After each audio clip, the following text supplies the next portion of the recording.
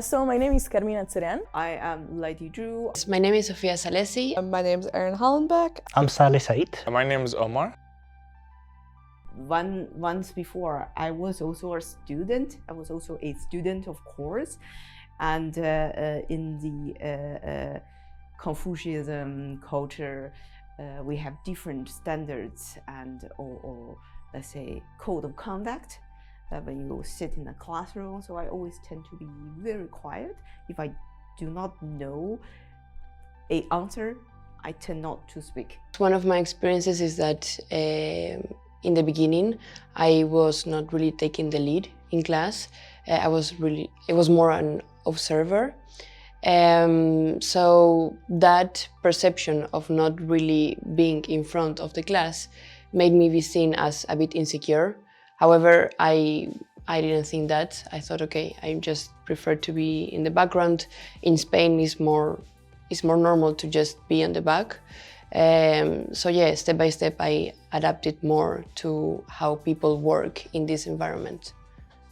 I actually think participation overall is quite similar here from what I see it more on an individual basis, where there are just individuals who always want to share and there are individuals who never share. And some of that may be cultural, but it does really change throughout each class I go to. So it's hard to say. And that is similar in the US. Like I used to be the student who never talked. And as I got more confident, I talked a lot. And it just seems that is just how you are. And as a teacher, it's my job to level that playing field a little bit, get talkative students to stand back and hand over the mic to the more quiet students and to figure out how to get them to participate. I think I mentioned something about being laid back in class and kind of just listening, because in Kenya we're forced to do that, just listen. And here students are mostly straight up, very interactive with the classes, which I've started to do, but I'm still learning, to be honest. I'm still in that whole mood of lay back and listen. Yeah, well, back in Romania, the system is quite different because you don't really get a lot of interaction with the teachers. It's more like, it's very cold, I would say. And here I feel like you can have a very egalitarian approach to the teachers. And in Romania, we did not really experience that because it always felt like the teachers are wearing some sort of crown, and then if they talk to students, the crown will fall or something. And here I feel like teachers are really trying to create a bridge between students and them.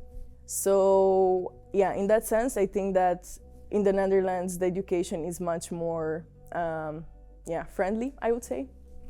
The native culture always pull your leg a bit, but I try to realize, because sometimes students will react on my questions. I may have different suggestions, or I may think differently. For example, of course, in China, the students do not tend to asking a teacher or challenging the teacher, but maybe challenge is not a good word. They just want to discuss with you. They have something out of the box. They're just curious. I feel that here in the Netherlands, there is not as much as hierarchy as in Spain, for example, or in Uruguay. In Spain, the relationship with teacher and student is very formal. You have to talk very polite. However, here it's different. It's more friendly, it's more helpful, and also makes you feel more comfortable. And I think it also makes you dare to speak up even more. So I definitely like more the way how people teach here. Some cultural differences I've noticed here at BUas are in terms of hierarchy. So in the United States, in education, there's a pretty clear hierarchy between student and teacher, with the teacher obviously at the top. And in the Netherlands, it tends to be more of a flat hierarchy where everyone is equal, which is great in some ways, and in other ways it can be challenging because without a hierarchy, it sometimes can be unclear who should be talking or who should be listening. And sometimes there'll be confusion as to students talking over me or talking over each other. And I've found that it can sometimes be hard to run an efficient classroom, at least from my perspective as an American.